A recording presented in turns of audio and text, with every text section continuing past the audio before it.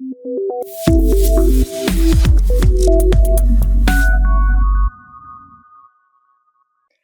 everyone and welcome back to CodeChef. In this video, we are diving deeper into file processing, focusing on one of the most commonly used data formats in real-world applications, that is JSON. Basically, we will learn how to read multiple objects from a JSON file, how to write a single object to a JSON file, and how to write multiple objects into a JSON file. We will understand how structured data is handled, stored, and retrieved efficiently using C++. By the end of this video, you will be confident in working with JSON files just like in real-world applications. So let's get started. Multiple object JSON read. When JSON contains multiple objects, it is usually stored as an array of objects. While reading, the entire file is read.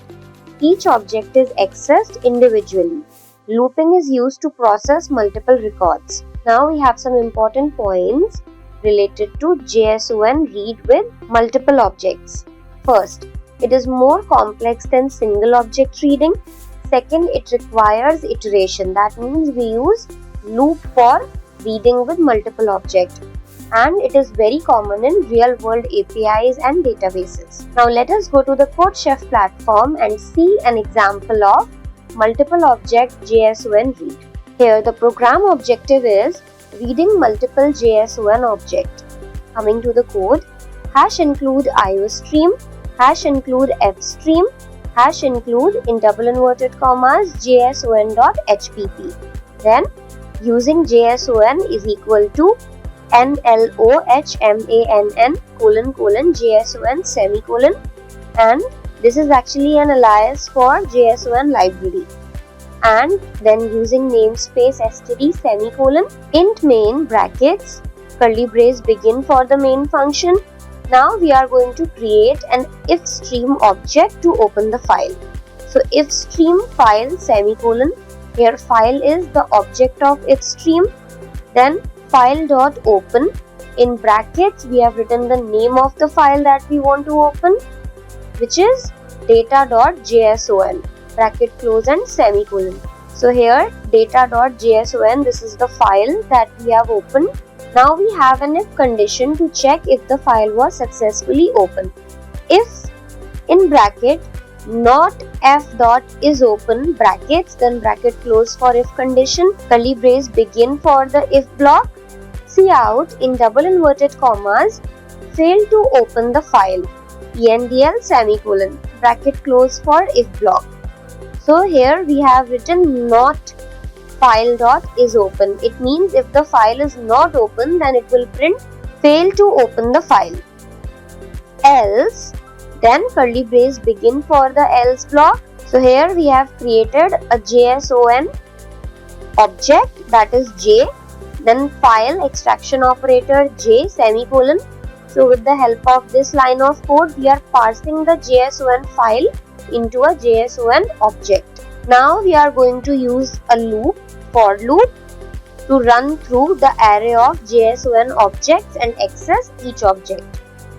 For in bracket int I is equal to 0 semicolon, I less than j dot size brackets semicolon plus I bracket close. This means the iteration will begin from 0th index number in the array and will run till the end of the array. That is why we have written j dot size function. Then curly brace begin for the for loop, cout in double inverted commas name colon extraction operator, then j in square bracket I, that means ith value of j, for name key. So that is why in another square bracket we have written name in double inverted commas, endl semicolon, then cout in double inverted commas age colon, then j in square bracket I in square bracket age in double inverted comma.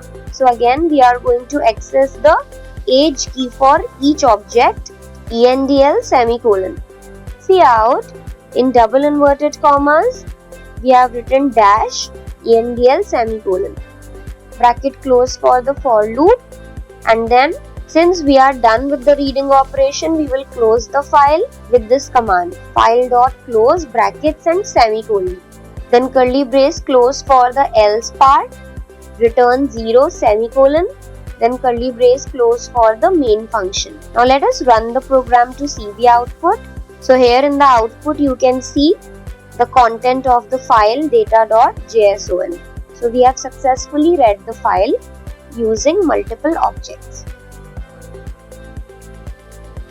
Next is JSON Write single object. Writing a single JSON object means creating a properly formatted JSON structure. Then writing key. The value pairs inside the curly braces are called writing key. And ensuring correct syntax, that means all the quotes, commas and indentation play a very important role while performing JSON write operation using single object. In C++, we open a file using offstream. We manually write JSON text using output stream operator. Each value must be written carefully to maintain format. Now here we have some important points related to JSON write single object. JSON keys must be in double quotes. String values must be quoted. Numbers are written without quotes. And a missing comma or quote can break the JSON file. So these are some points that we need to take care of while performing the JSON write operation using single object. Now let us go to the CodeChef platform and see how to do it in C++. The program objective is JSON writing example. Now here you are going to see one new concept, that is the .dum and then in bracket 4 method. So this method is used for pretty printing. That means we get the output with proper indentation. So this is basically for formatting the text while writing in the file. Coming to the code, hash include iostream, hash include fstream, hash include in double inverted commas json.hpp, using namespace std semicolon, then using json is equal to nlohmann : json semicolon. Int main brackets, curly brace begin for the main function. Now we have created an object, JSON object, that is employee. So JSON then employee semicolon. Now after creating this object, we are going to represent the employee details that we want to add to the file. If you see here, we have this file employee.json which is empty right now. Now whatever we want to write into this file, we will represent it with the help of this JSON object. So employee, then in square bracket in double inverted commas employee ID is equal to 5012 semicolon. Employee square bracket in double inverted commas name is equal to in double inverted commas Rahul Sharma and semicolon. Then employee in bracket in double inverted commas department is equal to in double inverted comma engineering and semicolon. Then employee in square bracket in double inverted comma is permanent is equal to true semicolon.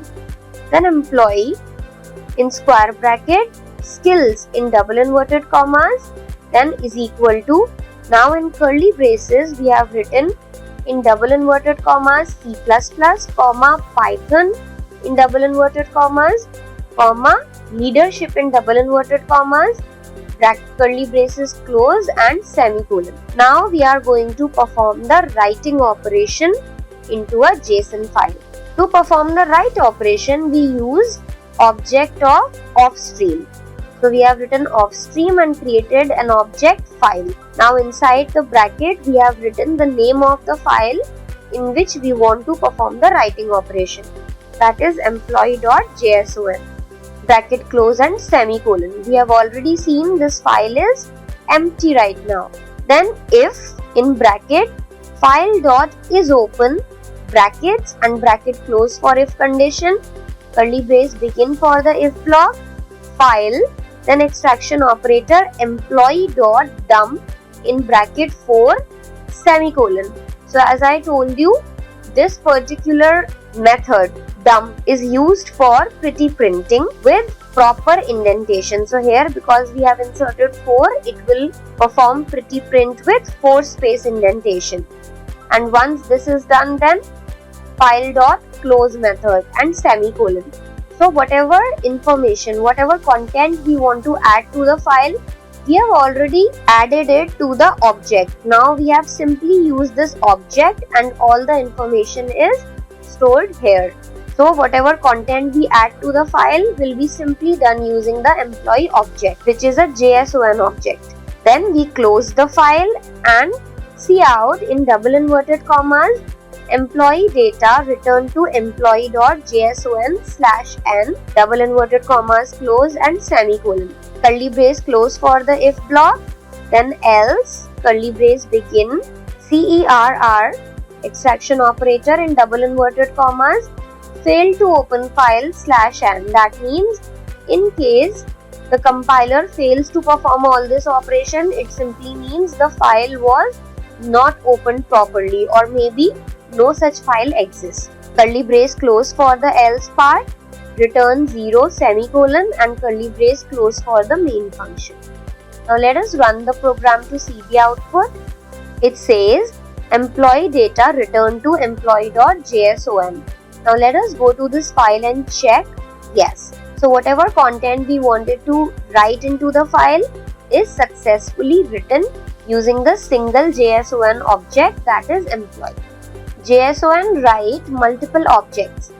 Writing multiple JSON object means creating a JSON array, placing multiple objects inside the square bracket and separating objects with commas. How it works conceptually. So first we start the JSON array using square bracket, then we use a loop to move through multiple objects. We write each object inside curly braces, add commas between objects but not after the last one. Of course, the comma is always added between objects and not at the end. And then end the array using another square bracket. Now what are the use cases of JSON write with multiple objects? Saving list of users, storing application data, writing structured logs, and data exchange between systems. Now let us go to the CodeChef platform and see an example to perform JSON write using multiple objects. The program objective is JSON writing multiple object example. So here we are going to write employee details into a file, but since we are using multiple objects, we can add details of multiple employees. Here is the file employees.json. So as you can see, right now it's empty. We are going to write content into it. #include iostream, #include fstream, #include in double inverted commas json.hpp, using namespace std semicolon, using json is equal to nlohmann ::json semicolon. Int main brackets curly brace begin for the main function. Now here we are going to create individual employee JSON objects. So we will add multiple objects to add details of multiple employees. JSON employee 1 semicolon. So this is the first object, that is employee 1. Employee 1, then in square bracket in double inverted commas employee ID bracket close is equal to 5012 semicolon. So for employee 1, the employee ID is 5012. Similarly, for employee 1, the name is Rahul Sharma. Then employee 1 inside square bracket in double inverted commas is permanent is equal to true semicolon. Then employee 1 in square bracket in double inverted commas skills is equal to in curly brace double inverted commas skill, comma in double inverted commas Python, comma in double inverted commas leadership, bracket close and semicolon. So these were details of employee 1. Now we are creating another object, that is JSON employee 2 semicolon. Now let's add details for employee 2. employee 2, then square bracket. Inside square bracket in double inverted commas, employee ID is equal to 5013. Then employee 2 in square bracket in double inverted commas, name is equal to in double inverted commas, Anika Verma, semicolon. Then employee 2 in square bracket in double inverted commas, department is equal to in double inverted commas, marketing, semicolon. Then employee 2 in double inverted commas, is permanent is equal to false, semicolon. Then employee 2 in square bracket in double inverted commas, skills is equal to, then in curly braces in double inverted commas we have written SEO, comma in double inverted commas, communication, comma in double inverted commas, creativity, curly brace close and semicolon. Similarly, we have created third object JSON employee 3, semicolon. So here we have added details of the third employee. Now we are creating a JSON array of employees using pushback. For that we have created a new object JSON employees and semicolon.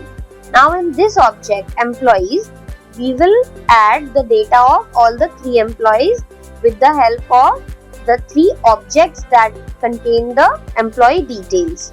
So employees dot pushback in bracket employee 1 bracket close and semicolon, which means the data of employee 1 will be pushed back in employees object.